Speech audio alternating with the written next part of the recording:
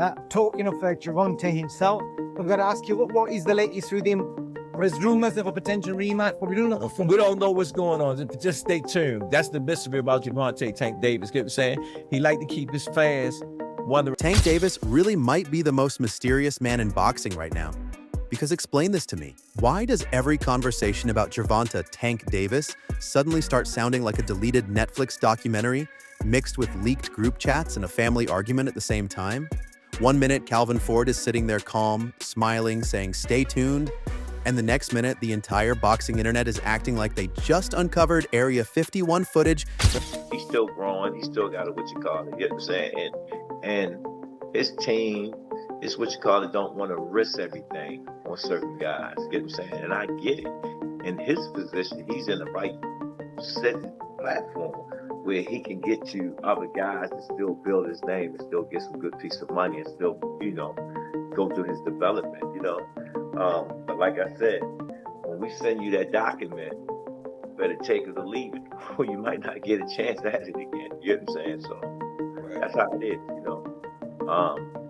Every guy that we went in the ring with and did work with, right, their career did good. Feel me? Their career did good. So again, hidden inside a pay-per-view contract because allegedly, people behind the scenes already know Tank's next move and fans are not ready for it. And it gets messier. Because this isn't just about a comeback fight anymore. No. Fans are now convinced this whole lightweight division has turned into a giant chess game where everybody knows something, except the audience. Think about it. Calvin Ford suddenly says Tank has reset mentally. Reset from what exactly? See, that's... A lot of boxing fans aren't happy with the fact you've taken this fight rather than the road rematch, fights with the likes of Shakur, Devin Haney, Teofimo, etc. What do you make of that reaction? And can we still expect to see those fights? Why should I care? What they think? When y'all switch somebody can have a bad day and y'all switching on who y'all favorite fighter is or who this person is supposed to fight. Like y'all need to sit back and be fans and just enjoy the sport. Like y'all even talk about people's personal lives. That's where the theories start flying. Online speculation exploded the second Ford hinted that Tank had been dealing with pressure, stress, and crazy stuff behind the scenes. And immediately fans started connecting dots that may not even belong together. Suddenly people are replaying interviews, slowing down clips, zooming into body language like they're FBI agents analyzing security footage. And meanwhile, Tank is online telling fans to just enjoy the sport, which honestly made people even more suspicious because every time a celebrity says relax, the internet immediately does the exact opposite. Then, boom, Shakur Stevenson enters the chat. Got some legal issues now, and I don't know what his status is currently. But when in terms of big names, Tank is the big name at 35. Yeah, I would love for it to happen, but the way that he went on like social media and kind of like bashed me in a way to where it's like he made it seem like I need him, and I just feel disrespected about it because at the end of the day, I'm a grown man. I make my own money. I'm living a... Somehow this whole situation transforms from a boxing rivalry into what feels like a reality show with championship belts. Because Shakur basically said respectfully, "I want the fight, but I don't need Tank." Oh, that line hit the boxing world like somebody threw a chair at a press conference. Suddenly fans split into factions overnight. Team Tank, Team Shakur, Team... This fight is never happening. Team boxing politics ruined everything. And while everybody's arguing, Calvin Ford casually drops another bomb by hinting they already know who Tank's comeback opponent is. But he can't say yet. Excuse me? You can't say yet? I know the skill set. I know the generational talent. I'm around. I'm witnessing. Yeah. Shakur was like obviously one weight class smaller than Tank, but I knew it's bound to happen.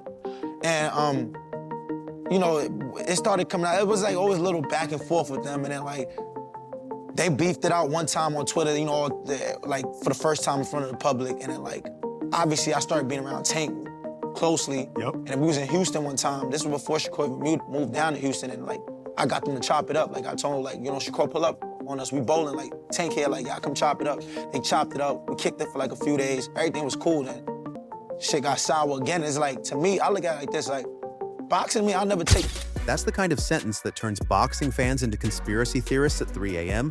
with red strings connected across a corkboard. And this is where it gets worse because reports suggest some people in boxing allegedly believe Tank versus Shakur is being treated like a too dangerous fight behind closed doors. Not dangerous physically, calm down YouTube moderators, dangerous business-wise. Because according to online speculation, certain people think whoever loses that fight loses more than just a belt. They lose aura, and in today's boxing economy, aura might actually be worth more than championships.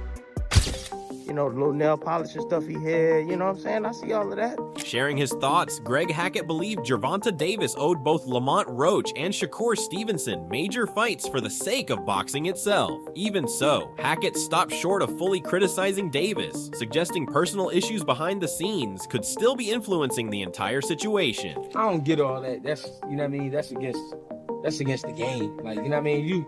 You at least owe that fight for the game. You know what I mean? You owe the rematch to Lamont for the game.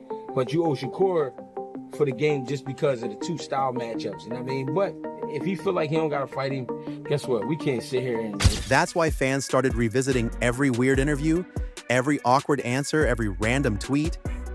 Why did Tank suddenly brush off Shakur publicly? Why did Shakur sound low-key offended? Why are former fighters speaking in riddles like Marvel villains before the final battle? Even Mike Tyson jumped into the conversation saying Tank's pressure would bring out the best Shakur we've ever seen. And somehow that made everything more dramatic, because now people are imagining this fight like it's some mythical anime showdown where both fighters unlock hidden forms. But wait. Fake breaking news moment. Boxing. Furthermore, Hackett described the emotional pressure fighters faced once boxing shifted from pure competition into a business filled with contracts, marketing, and constant outside demands. Hackett explained that many fighters struggled mentally with the sudden lifestyle change while people around them constantly searched for ways to profit.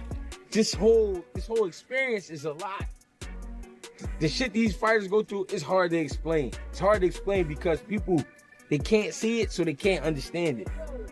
But it's stressful to the fighters because they coming from just getting ready to fight in the amateurs, being prepared, going out there, win, get it done, celebrate. Because just when fans thought the story was only about Tank versus Shakur, another twist appeared. Lamont Roach. Yes, Lamont Roach quietly became one of the biggest talking points in boxing because some analysts are now saying the close performance against Tank changed everything. Suddenly, people who dismissed Roach before the fight are acting like they discovered hidden evidence nobody saw coming. Think about it, because at the end of the day, I'm a grown man. I make my own money. I'm living a spectacular life. I don't need nobody. Pulling back the curtain, Richardson Hitchens revealed that Gervonta Davis and Shakur Stevenson once shared a calmer relationship before the public tension between them resurfaced again. They're small, like, I know the skill set, I know the generational talent. I'm around. I'm witnessing. Yeah. Shakur was like obviously one weight class smaller than Tank, but I knew it's bound to happen. And it started coming out. It was like always a little back and forth with them, and then like they beefed it out one time on Twitter, like for the first time in front of the public, and then like. Some fans are even saying Tank looked too human in moments during that matchup, while others are screaming that criticism is unfair because Tank still controlled major moments. But the chaos didn't stop there because now another theory is spreading online. What if Tank's team isn't avoiding fighters? What if they're strategically waiting for the perfect narrative? Think about it. Every delay creates more attention. Every mystery creates more headlines. Tank is Tank, he does what he does, but in the same time, Shakur has been able to show that, he can stand in front of you. Yeah. It'll be a great fight because it's like everybody say Tank always, they say Tank is behind till he land a big shot. Tank knows exactly what he's doing. They say Shakur outbox everybody, you know what I'm saying? Mm-hmm. But, that's what keep everybody on their feet, you know what I mean? Their styles and what they do, what they've been doing in their previous fights, Yeah.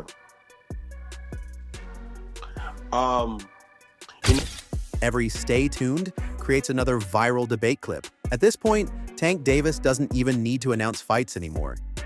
He just breathes near a microphone and boxing Twitter loses electricity for 6 hours. And meanwhile, Shakur Stevenson is over there collecting respect from fighters, analysts, and fans who suddenly started treating him like the final boss of technical boxing. Gervonta Davis even admitted the conversations have changed. Before, people used to say Tank destroys Shakur easily. Now, I don't know why we're celebrating this win so much.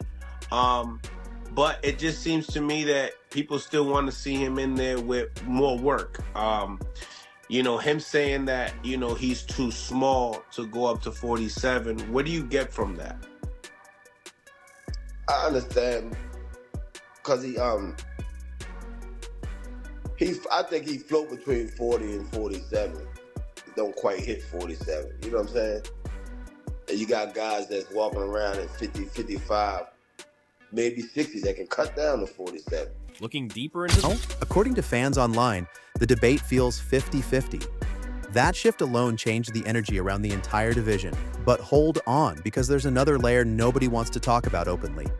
The friendship drama. Oh yes, because according to Richardson Hitchens, Tank and Shakur allegedly used attention to how Tank would react whenever Shakur's name came up. I was like, yo, it's something that Tank knows that most people don't know or understand. There's something that he sees in Shakur. It could be the fact that Shakur was a 2016 silver medalist. You know, He's got a lot to do with it. He's that, you know, the silver child of the country, and you know, there's no telling. But this is what I've always known.